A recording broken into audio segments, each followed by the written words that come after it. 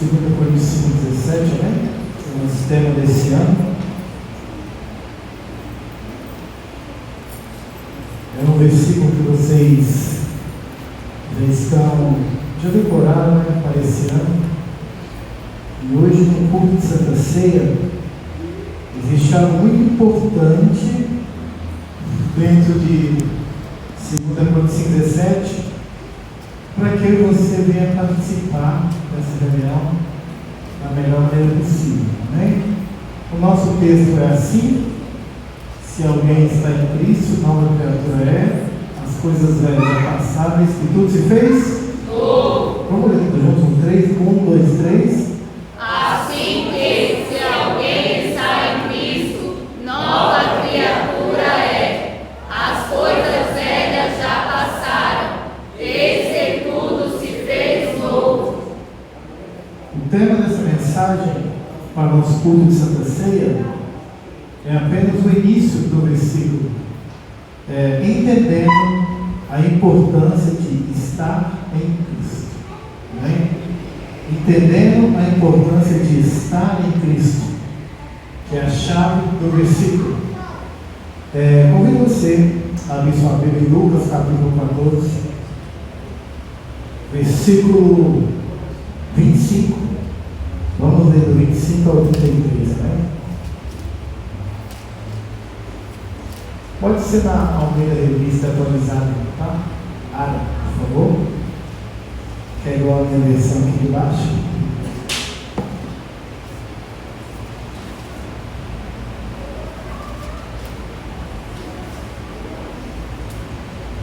Muito obrigado.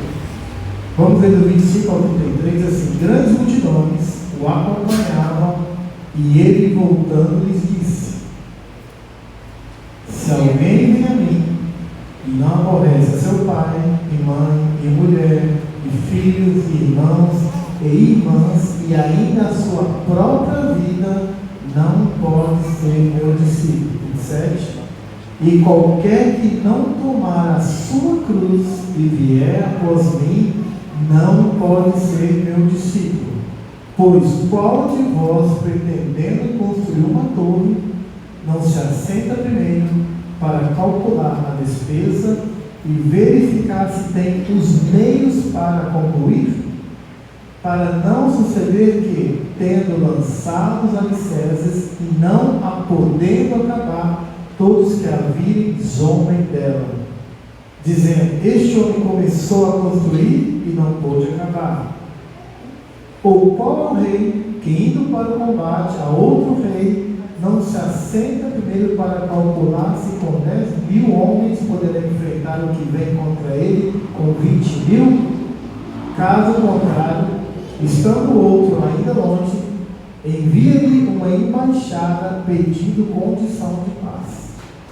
E o 33, assim pois, todo aquele que dentre vós não renuncia a tudo quanto tem, não pode ser meu discípulo. Com vossas cabeças, fechem esses olhos.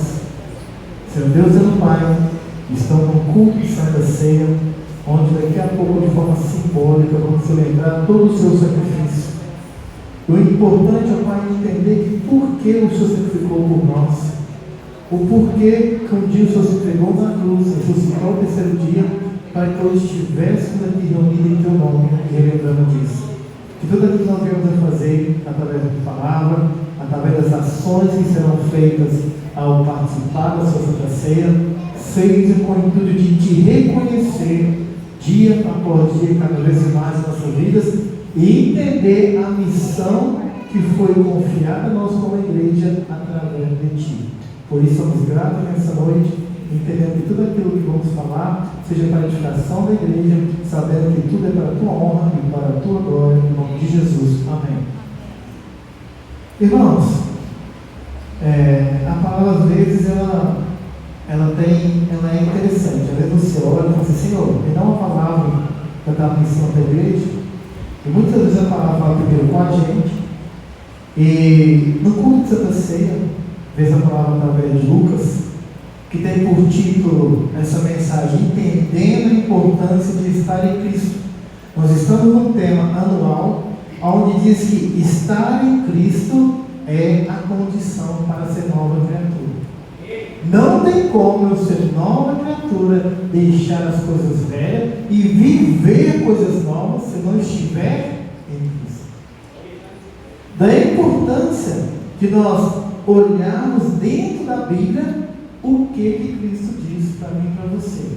Quando eu entendo que estar em Cristo é viver o exemplo de Cristo, manifestar o caráter de Cristo, entender a vontade de Cristo para nossas vidas, eu preciso olhar dentro da Bíblia e ver o que o próprio Cristo ensinou ao povo.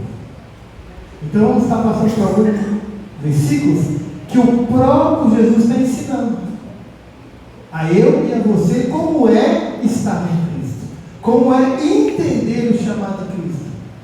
E esse texto ele já começa já de uma forma assim direta. O que ele fala para mim e para você no versículo 26? Ou você coloca Jesus em primeiro lugar, ou você não é meu discípulo.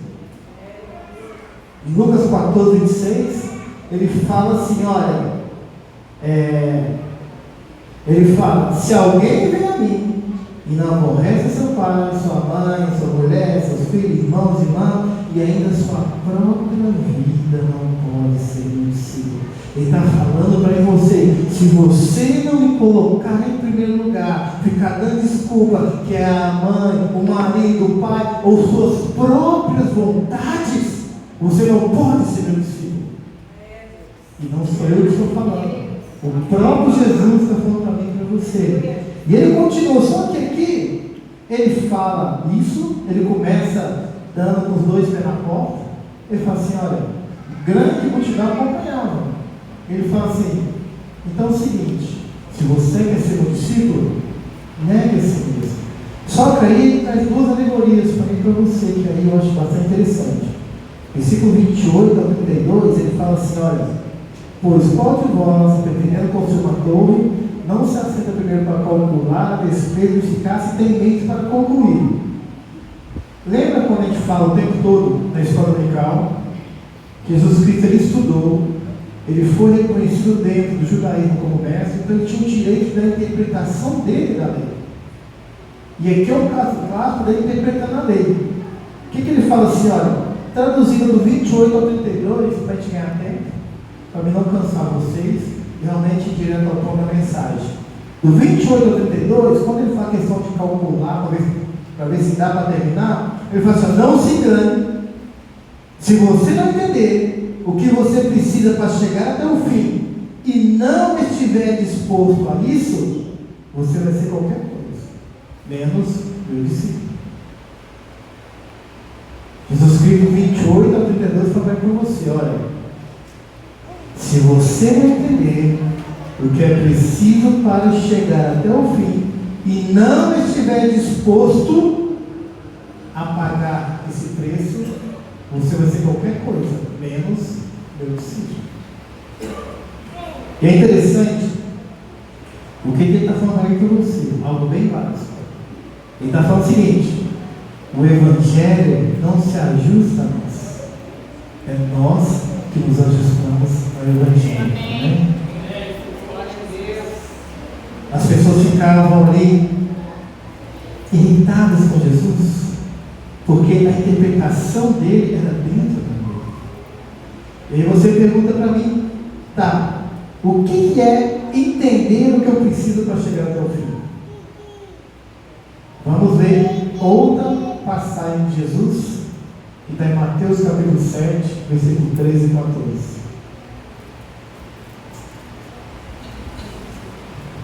Olha o que Jesus diz, continua dizendo. Jesus passou o tempo todo ensinando. Muitas pessoas ouviram, algumas entenderam e aceitaram, e outras se rejeitaram. Quando ele fala que é preciso entender o que precisa para chegar até o fim, e está disposto a pagar isso, o texto clássico é aqui, ó, entrar pela porta estreita, larga é a porta e espaçoso o caminho que conduz para a perdição. E são muitos os que entram por ela. 14, porque estreita é a porta e apertado o caminho que não conduz para a vida, e são poucos que acertam. O que é interessante é você saber que essa noite existe a porta estreita. É um caminho desconfortável, um caminho difícil, mas que te leva a um lugar de conforto, um lugar agradável e eterno. Aleluia!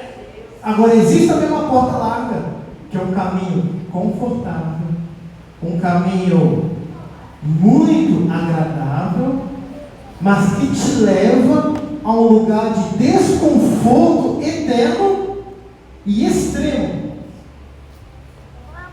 Quando Jesus fala, você tem que avaliar o que você precisa para chegar até o fim, ele está falando assim, olha, não avalie o custo de agora, mas avalie o resultado final. Aleluia. Quando eu e você olhamos para Lucas, ele fala assim, aquele que não quiser renunciar à sua própria vida, é aquele que está olhando para o agora, as suas vontades, as suas necessidades, os seus desejos, o seu conforto, e esquece, como diz lá em 2 Coríntios 5, que a nossa habitação aqui, ela é temporária. Quando nós entendemos que estar em Cristo é não viver olhando para o agora, não viver olhando para o conforto de agora, não achando que a minha vida, a sua vida é algo mais importante, nós dedicamos todos os esforços, e se sobrar Deus, se sobrar esforços, eu penso nas coisas de Deus. Jesus Cristo, no culto de Santa Ceia como esse, manda eu e você refletir para dizer o seguinte: aonde nós estamos olhando? Para o agora, para o nosso conforto, ou para o alvo que é Cristo, aleluia, que vai voltar, aleluia, para arrebatar a igreja dele, aleluia. E a Bíblia diz que quando ele voltar, achará uma igreja lavada e remida no sangue dele, aleluia. Aleluia. É interessante que Paulo dizia: sede meus imitadores como eu sou de Cristo. Aí nós estamos olhando o que Cristo diz para mim e para você. Ele fala o seguinte: olha, se você não quiser renunciar à sua própria vida, você não é meu discípulo. E aí nós ficamos preocupados desse evangelho de bem-estar social que é pregado hoje em dia, do evangelho de conforto, do evangelho das pessoas vêm na igreja para buscar aquilo que Deus dá e não aquilo que Ele é. Aleluia. E é interessante que o próprio Jesus falou sobre isso, avaliar o curso de agora, mas pensar no resultado final. Ele continua ensinando. Vamos lá em João capítulo 6, versículo 26 e 27. Esse texto aqui é tremendo. Olha o que ele fala para você. Respondeu Jesus: em verdade vos digo, vós me procurais, não porque viste sinais, mas porque comeste dos pães e vos fartastes. Trabalhai não pela comida que perece, mas pela que subsiste para a vida eterna, o qual o Filho do Homem vos dará, porque Deus, o Pai, confirmou com o seu selo. Esse texto é tremendo. Jesus falou para a multidão: olha, vocês não estão atrás de mim, mas atrás daquilo que eu forneço. E voltando um pouquinho, vou colocar aqui também João. Esse texto tem uma profundidade da questão de: eu estou procurando a Jesus ou aquilo que Ele pode me dar? Se você voltar um pouquinho, esse texto, capítulo 6, é a multiplicação dos pães. Não vamos entrar em detalhe. Versículo 15. Vamos passar para algum versículo. Versículo 15. Sabendo, pois, Jesus que estava para vir com o intuito de arrebatá-lo para proclamar rei, retirou-se novamente sozinho para o monte. Poxa, mas eles estavam vindo para exaltar Jesus como rei. E ele correu daquela galera. E é interessante quando analisar o texto, assim, ó, vendo pois os homens o sinal que nos fizeram, disseram: opa, esse é o verdadeiro profeta que devia vir ao mundo. Ou seja, as pessoas começaram a ver ele multiplicando o pão. Esse é o rei que a gente quer. Esse é o rei que a gente quer. Jesus, conhecendo o coração da multidão, versículo 15: sabendo, pois, Jesus que estava para vir com o intuito de arrebatá-lo para rei, retirou-se novamente sozinho para o monte. E voltando no 26, quando a multidão foi atrás dele, ele falou assim: olha, em verdade vos digo, não me procureis porque vi sinais, não me procureis porque vocês entenderam qual que é a missão. Você não me procura porque eu estou aqui para formar uma igreja que fará coisas maiores do que eu faço. Vocês simplesmente me procuram porque comete dos pães e vos fartáis. E aí, existe um perigo muito grande. Ele continua no texto, versículo 35. Ele fala assim, olha, declarou, pois, Jesus, eu sou o pão da vida, o que vem a mim jamais terá fome, e o que crê em mim jamais terá sede. Aleluia. Ao que ele estava falando, olha, porque Deus amou o mundo de tal maneira que deu o seu único filho para que todo aquele que nele crê, aleluia, não pereça. As pessoas estavam focadas, a multidão estava atrás dele, atrás do pão, ali para ser saciado. Você olha, não procure a comida material, porque eu sou o pão da vida, e quem vem a mim jamais terá fome, e quem crê em mim, aleluia, jamais terá sede. Só que, acompanha o texto, versículo 41, diz assim: e murmuravam, pois dele, os judeus, porque disseram, eu sou o pão que desceu do céu. Que papo é esse? Os próprios judeus começaram a murmurar. Que papo é esse de pão que desceu do céu? Jesus, sabendo disso, versículo 60, vou adiantar um pouquinho. Muitos dos seus discípulos têm ouvido tais palavras e disseram, dura esse discurso? Quem pode ouvir? Estou resumindo, né? Capítulo 61. Mas Jesus, sabendo por si mesmo que eles murmuravam a respeito de suas palavras, interpelou e disse, isto vos escandaliza? Versículo 66. À vista disso, muitos dos seus discípulos, o abandonaram e já não andavam mais. 67. Então perguntou Jesus aos 12: porventura quereis vós também me tirarmos daqui? Se sentiram ofendidos, porque ele disse assim: vocês não querem o que eu sou, vocês querem o que eu dou para vocês. Só que eu sou o pão vivo que desceu do céu. Aquele que crê em mim, eles se ofenderam por isso. Se ofenderam porque eles desesperam, que só queriam o quê? As bênçãos materiais, o conforto, a massagem do ego. E aí começaram os seus discípulos a perguntar para os 12: vocês também querem ir? Vocês também, porventura, quereis ser tirados aqui? Versículo 68. Respondeu então o Senhor Pedro: Senhor, para quem iremos, se só tu tens as palavras? 69. E nós temos crido e conhecido que tu és o Santo de Deus. A palavra que Deus quer ouvir de Pedro, a palavra que Deus quer ouvir dos 12, a palavra que talvez de mim e de você, temos crido e conhecido que Jesus é o Santo de Deus. Aleluia! Será que temos perdido o foco nesse caminho de achar que podemos ser um discípulo de Deus, de andar de acordo com a vontade de Deus e não abrir mão de nada? Ou levar o Evangelho apenas de acordo com as nossas vontades? E é interessante que é o próprio Jesus que está falando isso. Você também? Você quer só o material hoje? Você vem até mim com interesse pessoal. E eles se ofenderam por isso. Mas aí quando Pedro fala: Senhor, nós temos crido e conhecido que tu és o Santo de Deus. Paulo, olha o que Paulo afirma em Romanos 10:10. Olha o que ele fala em Romanos 10:10. Ele fala assim, mas para você: porque com o coração se crê, aleluia, para a justiça, e com a boca se confessa a respeito da salvação, aleluia. Deus quer que eu e você se posicione, meu amado, e entenda qual que é a nossa motivação de estar aqui nessa noite, aleluia. Qual a motivação que nos trouxe até aqui?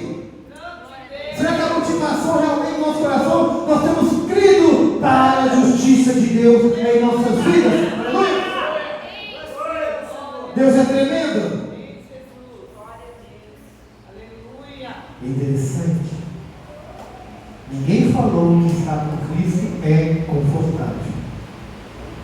Ninguém falou que o caminho seria confortável. Pelo contrário, quero trazer 2 textos bons. Quero trazer uma promessa da parte de Deus. Promessa a gente já dá uma. É só bater, né? Uma promessa da parte de Deus em João 16:33. É uma promessa para mim para a vida, tá? Diz assim, João 16:33, uma promessa para alguém para a tua vida. Diz assim, ó. Estas coisas vos tenho dito para que não tenham paz em mim. No mundo passai por aflições, mas tende bom ânimo, eu venci o mundo. Isso é uma promessa, sabia? Isso é uma promessa para mim e para a tua vida. Não é se ou quando. A questão é, isso é real. Só que o importante é entender a palavra. Vamos abrir 2 Coríntios, capítulo 4, versículos 17 e 18. A promessa é que no mundo terá aflições, mas tem de boa. Jesus Cristo falou, porque eu venci o mundo, e vocês também vencerão. E olha o que diz 2 Coríntios capítulo 4, porque a nossa leve e momentânea tribulação produz para nós eterno peso de glória acima de toda comparação. Tudo aquilo que você tem passado, os problemas que você tem passado, seja familiar, seja financeiro, seja de saúde, seja trabalhista, não se compara com o peso eterno da glória acima de toda comparação. A partir de eu entendo que eu estou em Cristo e sou nova criatura. Os problemas não te separam de Deus, pelo contrário, eles trazem para nós peso eterno de glória. E no 18 ele continua, não tentando nós nas coisas que se veem. O que a multidão em Lucas estava se atentando? A multiplicação dos pães, aquilo que eles podiam pegar e comer. Mas fala, não atentando nós nas coisas que se veem, mas nas coisas que se não veem, porque as que se veem são temporais e as que se não veem são eternas. Aleluia! Por isso que Paulo fala que nós não podemos andar por vista, nem por circunstâncias, aleluia? Porque muitas vezes as circunstâncias nos enganam, nos traz conforto, nos traz aconchego, e nós não entendemos que nessa luta iremos ter problemas sim. O fato de ter problema não quer dizer que Deus não está nesse processo. É interessante que aqui ele fala a importância da perseverança. A perseverança, ela é uma escolha, tá? A perseverança, ela é uma escolha e ela é super importante na minha e na tua vida. Olha o que a palavra de Deus diz sobre isso. Qual que é o contexto nós partimos? Jesus Cristo estava ali ensinando a população, a multidão, eles estavam com foco o quê? Na bênção, na multiplicação do pão, em comer, em encher a barriga, né? E ele foi tentando trazer um ensinamento que para ser discípulo eu tinha que abrir mão dos meus desejos, das vontades, dos valores e colocar realmente Cristo em primeiro lugar.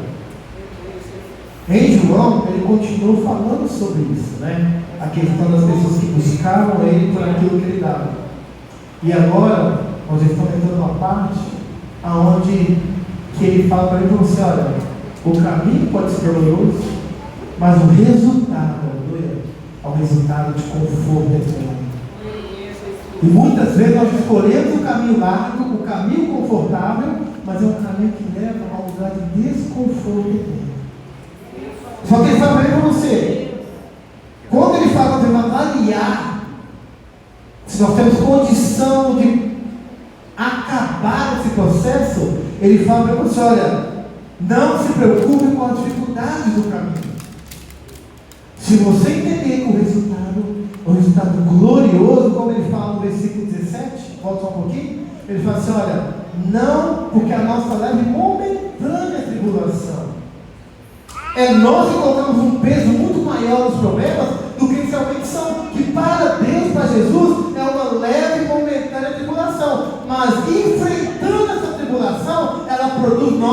um eterno peso de glória. Aleluia! É interessante que isso tudo está na palavra de Deus. Quando a gente fala assim, precisamos ouvir a palavra que gera fé. Olha o que Hebreus capítulo 10 diz para mim e para você. Hebreus capítulo 10. Vamos ler do versículo 35 ao 39. Hebreus 10.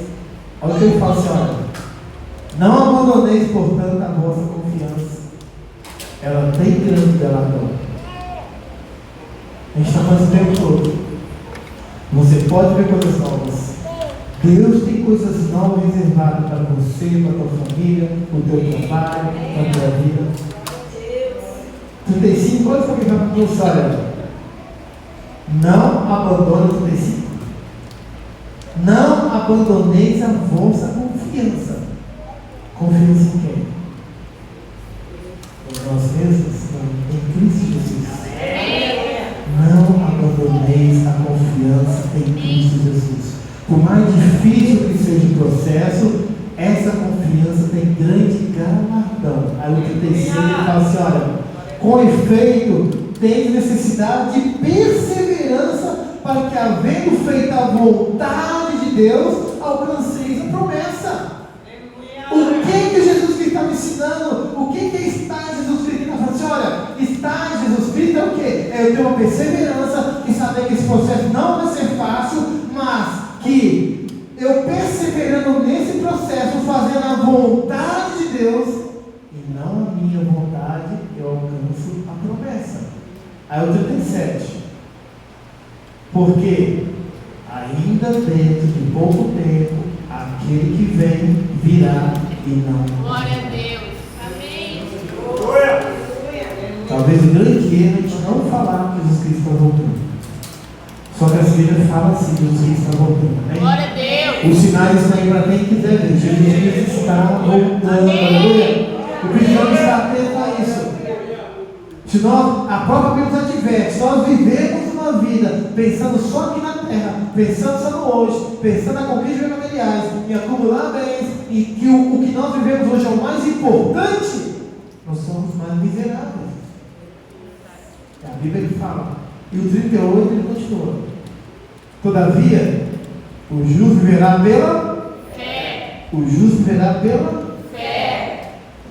Se retroceder, nele não se compraz a minha alma. 39. Nós, porém, não somos os que retrocedem para a perdição. Aleluia! A palavra de Deus ela é maravilhosa para mim e para a tua vida. Nós, porém, não somos os que retrocedem para a perdição. Somos, entretanto, que dá fé para a conservação da nossa alma. Aleluia! E a fé em Cristo Jesus conserva a minha vida. Glória a Deus. E para nós finalizarmos, amém? Vamos fazer uma ceia com calma, né, pastor? Vai ser abençoado. Não é por muito falar. Quero deixar 3 coisas para os irmãos. A primeira, às vezes, a busca pelo conforto, situações confortáveis, nos faz perder o foco no meio do caminho. Jesus Cristo tinha uma necessidade que eles entendessem a missão. Porque assim, muita gente pensa, por que ele morreu, foi crucificado e ressuscitou? Para nos dar salvação. Só que a salvação é apenas um dos aspectos da obra de Cristo. Ele nos resgatou, nos vivificou, nos regenerou, para que aqueles que crescem nele, obras maiores do que ele fez, iriam continuar fazendo. Ele veio com o intuito de resgatar a humanidade. Só que hoje ele não está aqui. Ele deixou essa missão para a igreja. Vire do irmão do teu lado aí, olhe bem dentro do olho dele com toda a autoridade e fala assim: você. Não, foi fraco. Você é a igreja de Cristo. Aleluia! Oh, glória! Oh, aleluia! Maravilha! É através de você, meu amado, que Deus quer dar continuidade à obra dele. Aleluia! E é interessante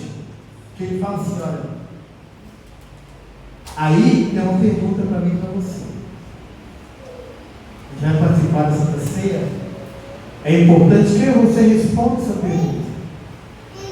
Qual o nível de compromisso que estamos tendo com Jesus? Ele confiou em mim e você. Nós como igreja de Cristo, qual o nível de compromisso que estamos tendo com Jesus? E ele fala mais. E qual o nível de consciência que nós temos sobre um compromisso que não podemos abrir mão?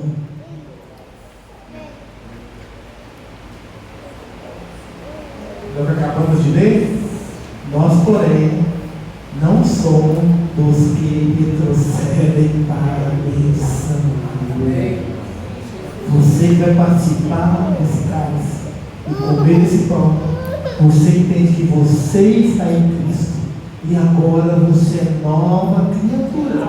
E as coisas velhas se passaram e eis que tudo se fez novo. E nós não vamos retroceder nisso.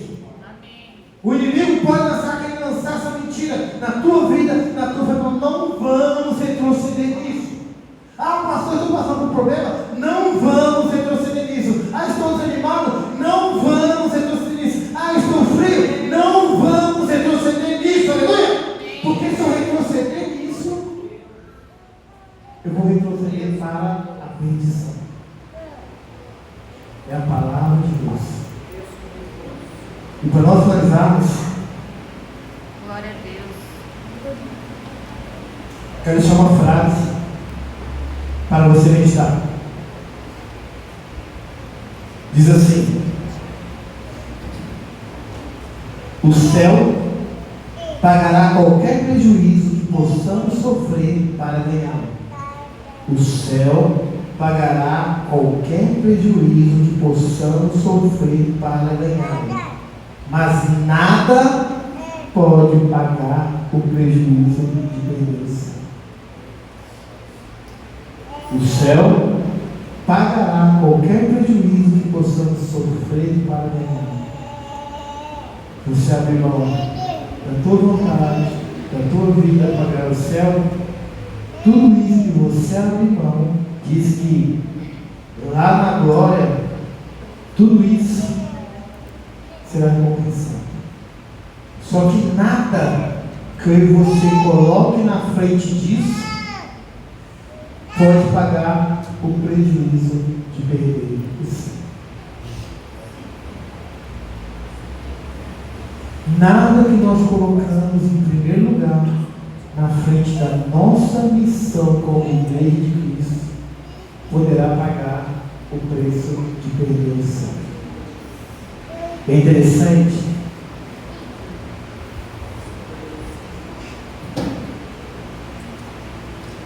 Isso é o que nos aguarda. Ou seja, o que nos aguarda por toda a eternidade justifica a nossa perseverança. O que nos aguarda por toda a eternidade justifica a nossa perseverança. Estamos vivendo em uma sociedade que ela empurra para nós desejos, vontades, necessidades, aquela correria. Assim como eu, quantos não estão preocupados amanhã, tentando bater cartão, correria, problema no serviço, aquela roda. Eu costumo ensinar na escola dominical. Sabe aquele ratinho correndo no laboratório, naquela rodinha? Ele corre, não sai do lugar. O inimigo quer que você esteja nessa rodinha. Só que nessa noite, ao participar da Santa Ceia, precisamos entender, Senhor, a partir do momento que eu estou em Cristo, eu entendo que é ser discípulo nada mais do que colocar Jesus em primeiro lugar. É o que Ele ensinou, é o que a Bíblia diz para mim e para você, que eu fazendo isso, eu sou nova criatura. Eu sou nova criatura. E nós vemos vários textos que diz que isso tem uma recompensa. Você perseverar não é em vão. Só que o inimigo muitas vezes coloca para mim e para você algo lá fora, com uma perspectiva maior do que podemos experimentar aqui dentro. Mas nessa noite, aleluia, pelo Espírito Santo de Deus, Você com teus olhos espirituais, ao participar dessa Santa Ceia, você fala assim: Senhor, não há nada maior do que a tua presença na minha vida, aleluia. Não há nada maior do que a presença de Jesus em nossa vida. Não há nada maior do que a presença de Jesus em nossa vida, porque quando isso acontece, eu sou nova criatura, aleluia. Oh, glória! Aleluia! O inimigo pode querer mudar essa verdade na tua vida, mas ele não vai ter sucesso, aleluia! Ele não vai ter sucesso.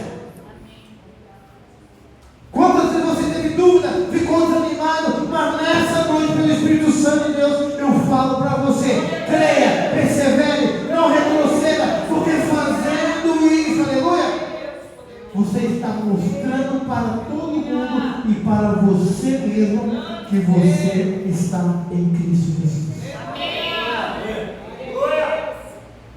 Esse é o nosso pensamento e a nossa consciência de estar aqui nessa noite.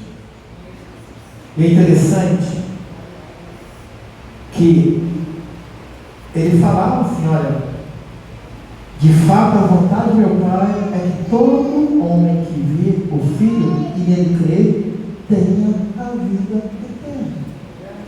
Ele não traz limitação para mim e para você essa noite.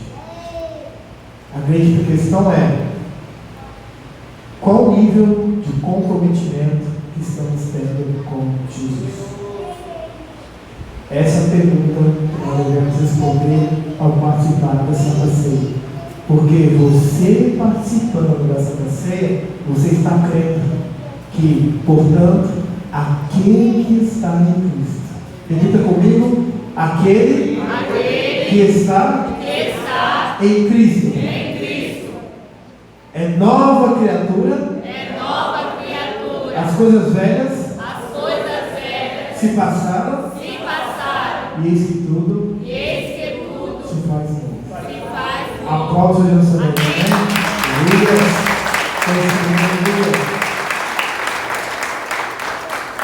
Quero orar pela tua vida. Curva as cabeças mais uma vez.